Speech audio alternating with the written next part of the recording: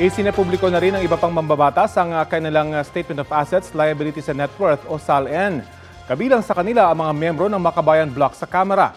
Si ACT Teachers Representative Antonio Tino nagdeklara ng mahigit 10.9 million pesos na net worth, habang 280,000 pesos naman ang net worth ni Kabataan Representative Rene Co. Mahigit 1 milyong piso naman ang net worth ni Gabriela Women's Party List Representative Sara Ilago.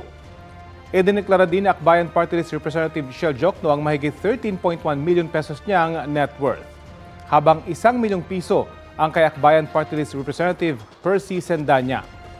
Si Dinagat Islands Representative Kakabag-aw naman, mahigit 15 million pesos ang net worth. Mahigit 3.2 million pesos naman ang net worth ni Akbayan Party List Representative Dada Ismula.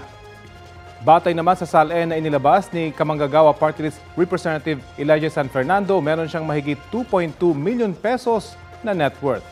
Mahigit 5.3 million pesos naman ang net worth ni Cavite 4th District Representative Kiko Barzaga batay sa SALN na ipinost niya sa social media. Hindi pa kasama rito ang hindi pa naisa sa ilalim na minanang assets mula sa yumaong ama na si dating Representative P.D. Barzaga, mga sasakyan, ari-arian sa Dasmariñas at cash na tinatayang nasa 35 million pesos.